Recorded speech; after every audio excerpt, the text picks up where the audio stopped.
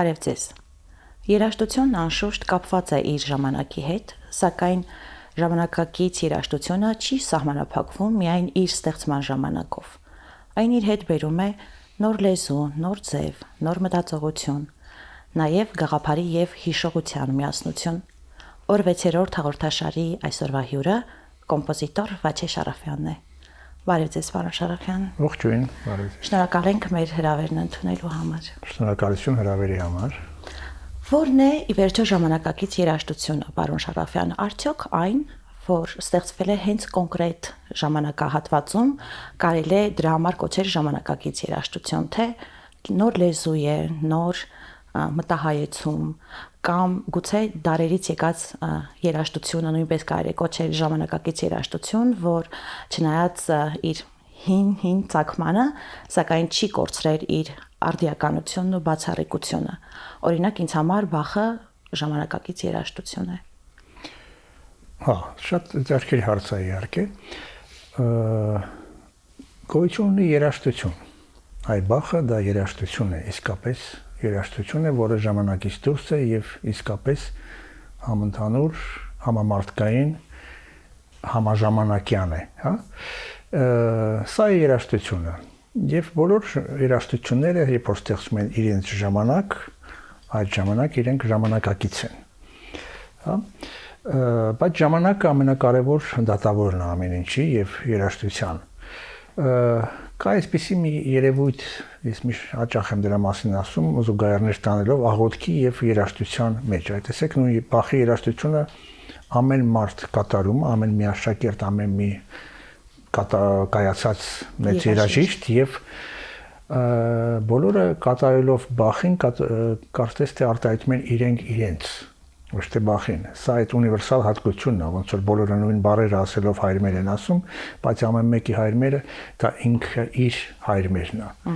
իր հոգին է, իր ուզածն է կամ իր խոսքն ասու հետ, իր չափանիշներով։ Եվ այդ սահմանափակումը դնելով ժամանակակից, տեսեք նույն ժամանակ ստեղծում էին, ասենք, եւ Շոնբերգը եւ Ռախմանինովը, ասենց մեծ բան տանեմ, հա, իրեն մեջ եւ ասել, որ նա ժամանակակից էր, սա ժամանակակից չէր, մեկ էլ ճիշտ չի լինի։ Երաժշտությունը շատ ավելի խոշոր է եւ երբ որ նա ուժ ունի ապրելու ժամանակի մեջ, դա երաժշտություն է։ Այդ երևույթները այ կոչել ինչ որ բանը ժամանակակից երաժշտություն, ես նույնիսկ այսօր հանդիպում եմ բաներ, որ 50 տարի առաջ արվում էին, բայց այսօր դա կոչվում է ժամանակակից երաժշտություն, որտեղ երևի չեն լսել այն ժամանակով արածը, չգիտեմ։ Սա մի ուրիշ երևույթ է ավելի շատ։ Ինձ համար կա երաժշտություն։ Իսկ ինչպես են հարաբերվում դասական երաժշտությունը եւ նոր ժամանակներում ստեղծվածը եւ նաեւ հետաքրքիր է թե ինչպես է ժամանակը ձևավորում երաժշտական նոր լեզու եւ հնարավոր է արդյոք որ մինչ այդ եղած երաժշտական բոլոր ուղղությունները միավորվեն մի դաշտում ծնելով երաժշտական նոր խոսք։ Այո, այս հարցը իհարկե շատ կարևոր է, որովհետեւ ժամանակի մեջ մենք ունենք պատմություն եւ այդ պատմության բեռը գրողներն ենք, հա, այսինքն ինչ որ ժամանակ Մալերը չկար, Սրավինսկին չկար, իսկ հիմա մենք նաև դա գիտենք Բախից հետո ինչ ա եղել եւ մնայուն եւ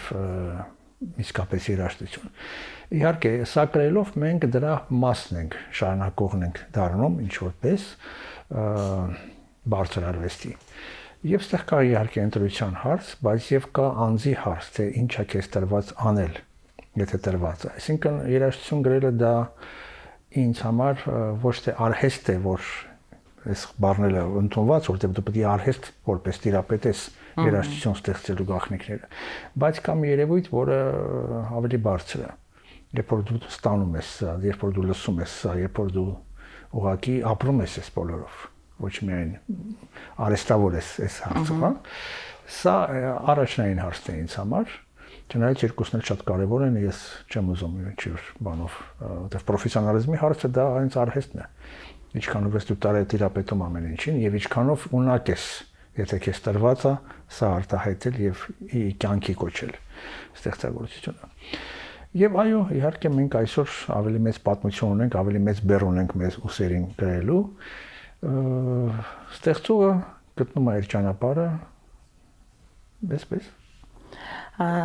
Դուք որ կոմպոզիտորներից եք ներշնչվում։ Դժվար ասել, հենց նույն բախից շատ եմ երևի ներշնչվում, բայց երբ որ ես երաժշտություն եմ գրում, ես չեմ լսում երաժշտություն ուրիշ։ Ես լսում եմ այն ինչ որ ես լսում եմ այդ բանին, որ պետք է անեմ։ Այդ process-ը աշխատանքի ես չգիտեմ, դա ինչ է, այդ ժամանակ ես էլ չեմ, չգիտեմ ով եմ։ Երբ որ արդեն մտնում ես մի վիճակի մեջ, հետո նայում ես, ասում ես, բայց ինչպես եմ ես այս բոլորը արել։ Այս երևույթը հետաքրքիր է շատ։ Իդեպ Ամրանը ես ընկնդիրը եղա ձեր Միստերիա օրատորիայի Էրեբունի ամրոցում էր, պիտի ասեմ, որ շատ տպավորված էի։ Մթության մեջ ամրոցում հավաքվել էին մարդիկ եւ լուսարձակները պատին ցույց էին տալիս հայկական հետքերը պարունակող վավերագրության շարք եւ հնչում էր ձեր երաժշտությունը, որ մեկ աղոթքի էր նման, մեկ օրոր էր, մեկ սուք էր, բղնձաձայն հնչողությունները ստիպում էին մտածելու, որ արթնացումի կամ պայքարի կոչ է եւ ես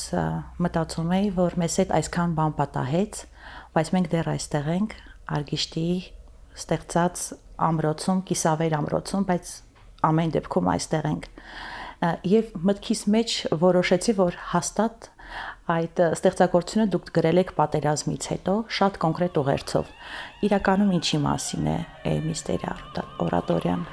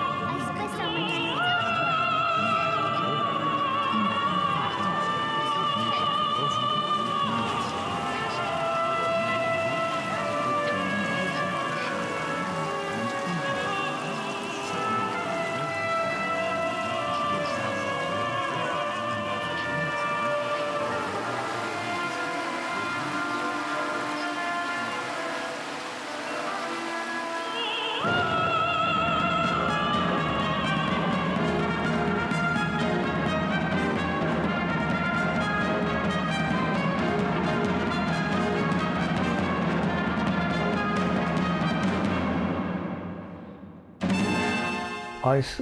ծրագիրը ստեղծագործությունը օրատորիան N էությունը, այսինքն ստեղծվել է հենց այս տարի, այս տարվա ընթացքում սա դրամաշնորհային մշակույթի նախարարության դրամաշնորհային ծրագրի ուրեմն հաղթող էր ճանաչվել եւ դրա համար ունենք այդ հնարավորությունը կյանքի կոչել այս ստեղծագործությունը։ Ես շատ գոհ եմ այս բոլոր երևույթից, որ կարողացել եմ անել եւ կարծում եմ բոլոր նախարարության աշխատողները նույնպես սա արտահայտեցին իրենց կարծիքը։ Իսկ էությունը, ինչ բան է էությունը, սա շատ էական հարց է, հենց ազգայինի մասին է խոսում ենք։ Էությունը ընդգրկում է ամեն ինչ, մեր ամբողջ պատմությունը, բայց մեր միջոցով։ Տեսեք,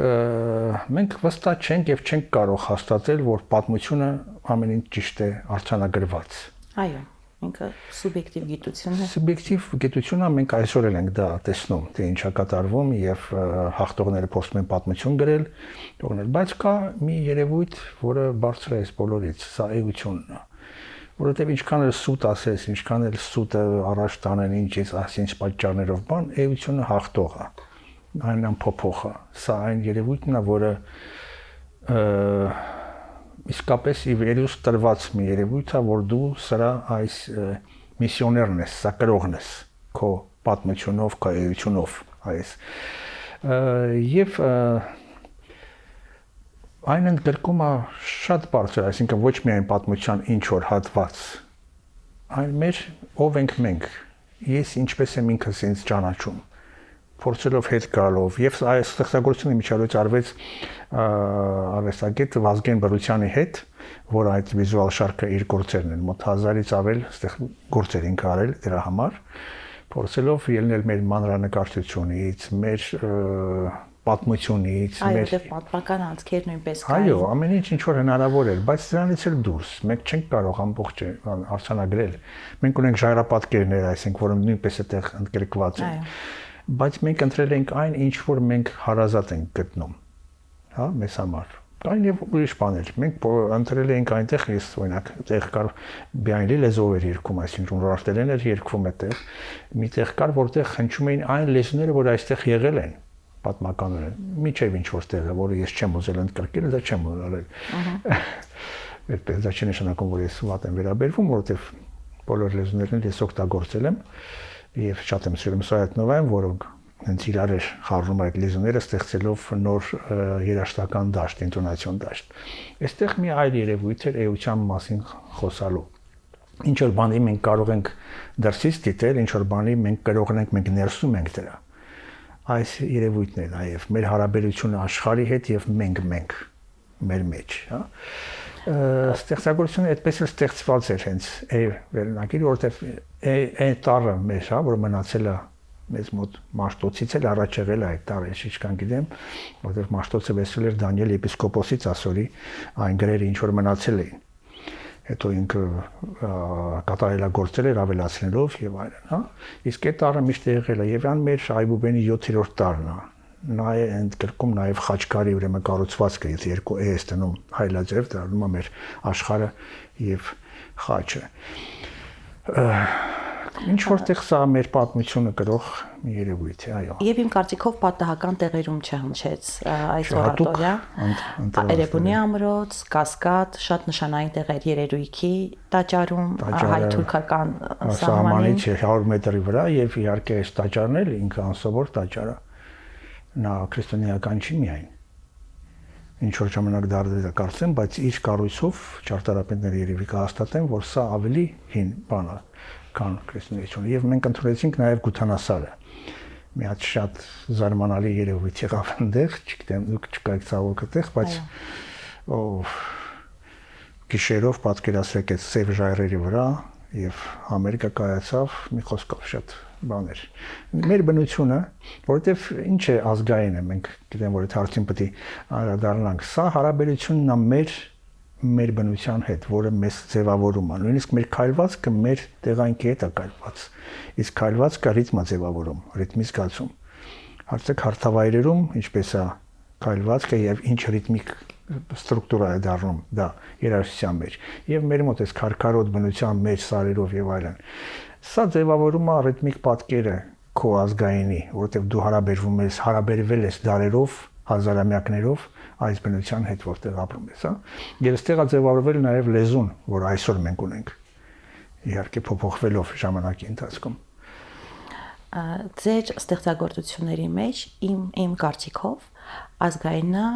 չի երևում որպես ուղիղ ժանր, այլ կարծես հայտնվում է մերթ լողալով որպես ինքնության վերհուշ։ Իրականում ինչպես է ազգայինը հարաբերում ժամանակակից երաժշտական լեզվի հետ։ Գիտեք, կոմպոզիտորը գրում է ինքը իրեն։ Հիմա մենք չենք խոսում նրա մասին, որ Բախը գերմանական երաժշտություն էր գրում։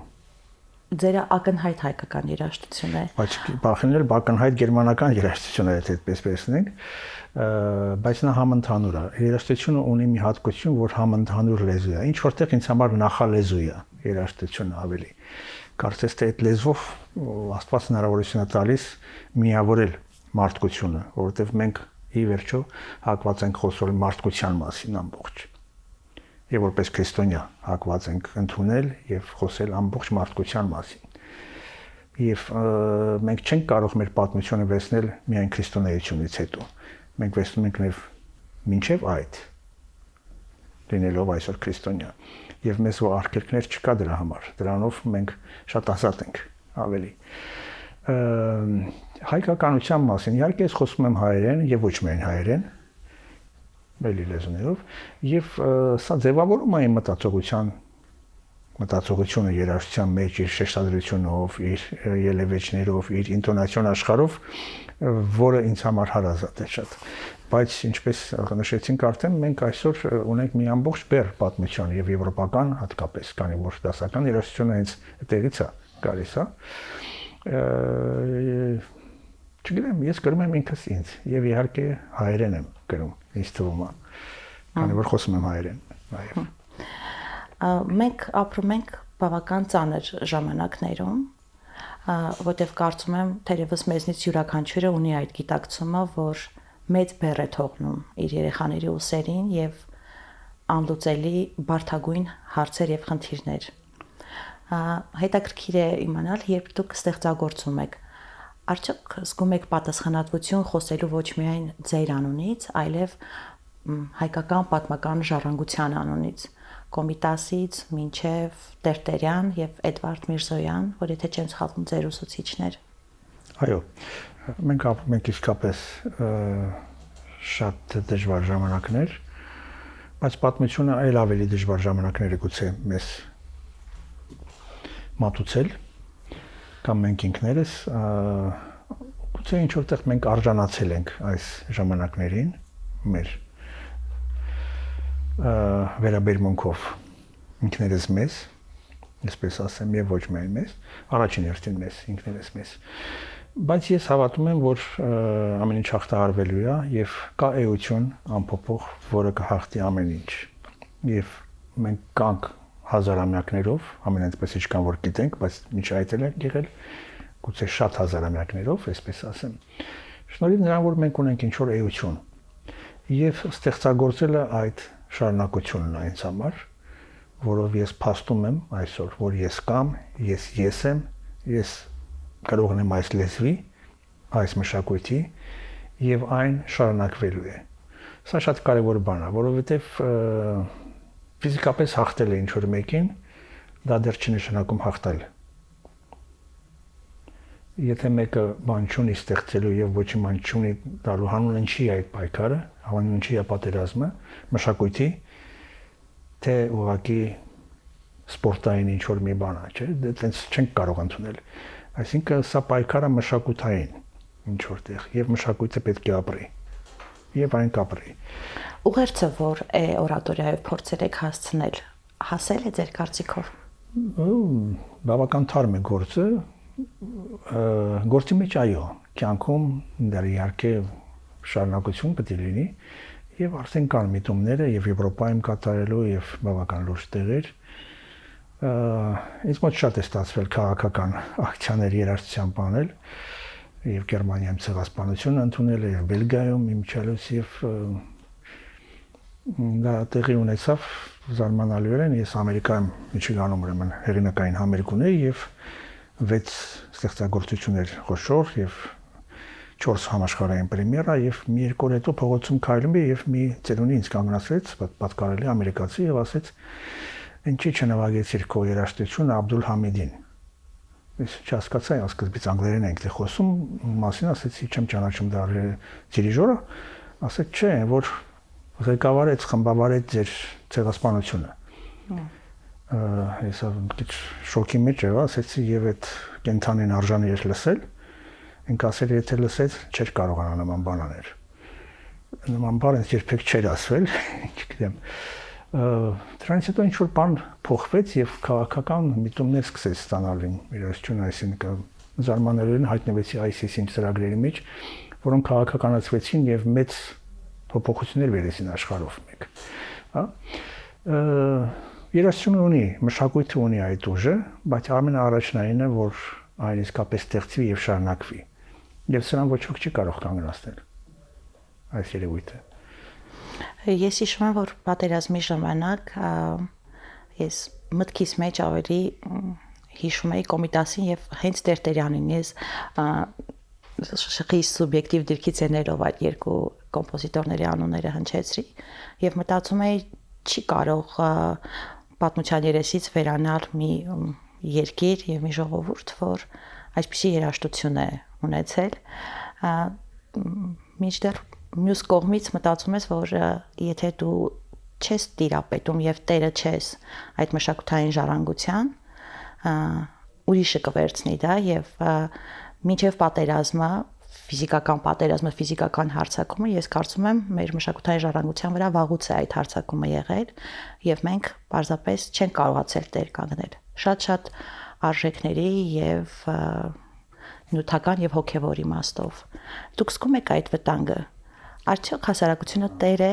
այն մշակույթին, որ ունի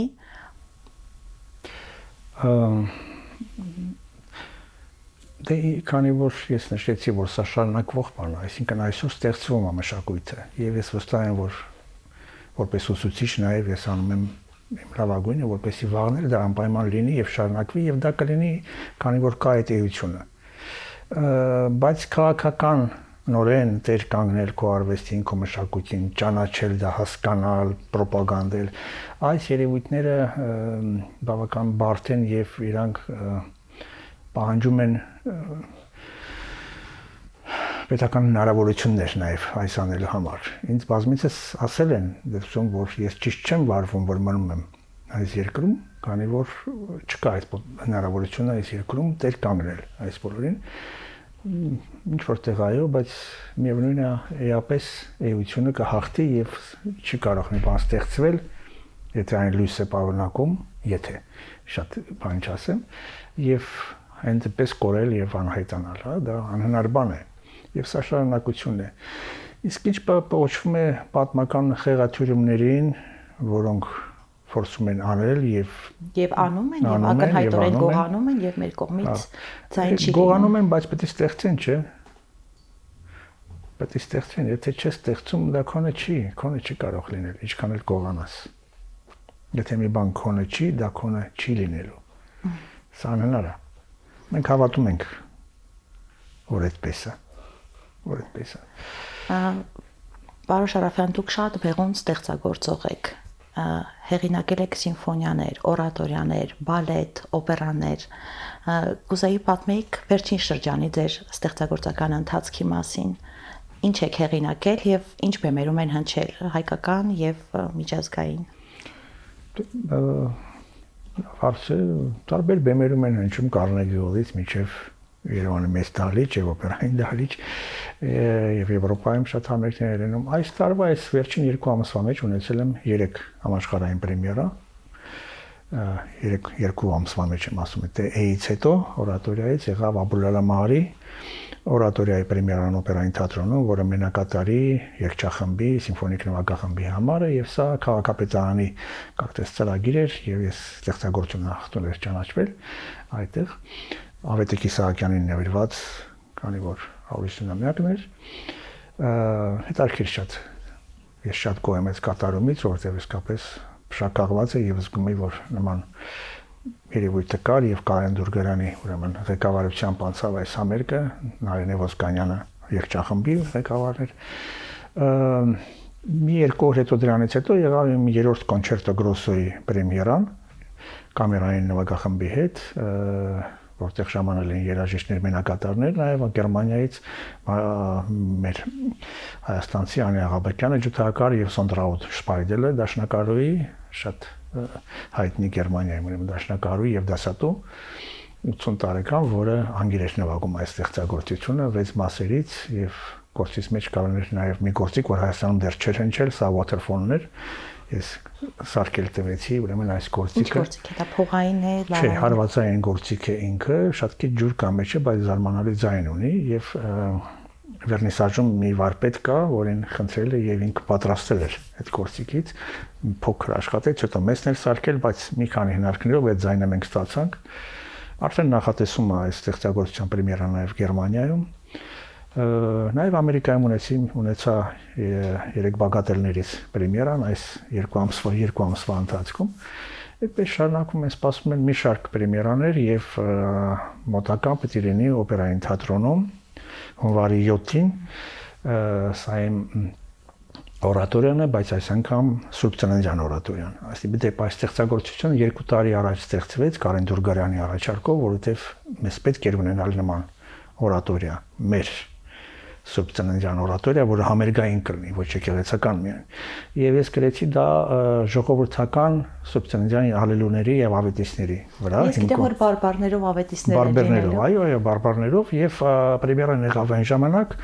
իսկ հիմա լինելու է ընդլայնված, ավելի խոշորացած։ Ես նաեւ մտցրեցի եկեղեցական, ուրեմն շարականները Սուրբ Ծննդյան եւ ոչ միայն Սուրբ Ծննդյան, ստեղծելով մի ուրեմն սցենար, որը ապագայում մենք մուսամը կհասնի այդ ուրեմն, որը կդառնա նաեւ օպերա հետագայում, հենց այս Սուրբ Ծննդյան օրերին կատարվելու համար։ Ինչ բարբարներ այն ներառված։ Դա մեր լեզուն է, մեր մասն է։ Եթե Մեսրոպ Մաշտոց, հա, տարբեր բարբարներ, Մեսրոպ Մաշտոցը իդեպ գրաբարը եւս իր բարբարն է, որը դարձավ մեր գրական լեզուն, հա, բայց մյուս լեզուները, նաեւ մեր այսօրվա երևանյան լեզուն հավանաբար եղել է եւ զարմանալի բան պետք է ասեմ, իմ ընկերներից մեկին, ուրեմն Օքսֆորդից, կարծեմ թե Քեմբրիջից պատվիրել էին, որպեսզի ինքը վերցանի մի ուրեմն սեպագիր ուրարտական, որը չէր վերցանված։ Եվ ինքը ինձ ցույց տվեց, որ երկար փնտրում էր, որովհետև չէր համընկնում սեպագիրը բիանելի հետ կամ ասորերենի հետ, եւ հետո պարզ երևաց, որ սա հայերեն է, ուղղակի հայերեն է գրված։ Ինչ դարաշրջանի սեպագիր էր։ Այսինքն Արգիշտի ժամանակվա։ Արգիշտի, հա։ Բայց հայերենով։ Մեր հայերենը շատ նման մեր հայերենի։ Իհարկե տարբերություն։ Գիրը նման էր ներկայիս։ Ոչ թե գիրը, այն բառերը։ Ահա։ Բառերը վերցանելուց հետո։ Այսինքն մենք սա էլ չգիտենք, թե որ լեզուն է եղել եւ բարբարները այս առումով շատ կարեւոր են, դա պահպանված մեր պատմությունն է, մեր էությունն է, որովհետեւ մենք մի տեսակ չենք նաեւ այս լեզուները ունենք, որով խոսում եմ իջա արևմտահայերեն եւ արևելահայերեն ունենք Մանուկ Աբեղյանի ուրեմն ռեֆորմից հետո նաեւ կորցրեցինք ինչ որտեղ կապը գրաբարի հետ, հա, քանի որ չենք կարող ընթերցել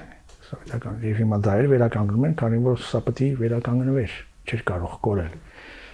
Արցախի բարբարը ներառված է։ Կարծեմ այս բաների մեջ չէ, որովհետեւ չկար իմ փնտրած բոլոր բաների մեջ չկար, բայց ավետիցներ Արցախի բարբարով չկային։ Չէ, կարծեմ ավետիցները չկային, բայց ես չեմ բացառում, որ դեռ կավելացվի, որովհետև սա շարունակական գործ է։ Եվ եթե մի օր օպերա դառնա, իհարկե եւս մասեր կավելանան եւ այլն։ Շնորհակալություն, պարոն Շարաֆյան, շատ հետաքրքիր զրույցի համար։ Շնորհակալություն, ինձ շատ հաճելի էր եւ հնարավորություն համար ինչ որ բան ասելու։ Շնորհակալ եմ։ Ամանորը անշուշտ չի ենթադրում տարեթվի փոփոխություն, այլ սկիզբ է Քրիստոսի լույսով լցվելու համար։ Եվ արժե այդ կարևոր սկիզբը նշանավորել բարձրակարգ հնչողությամբ լցվելու առիթներով։ Շնորհակալություն, կհանդիպենք։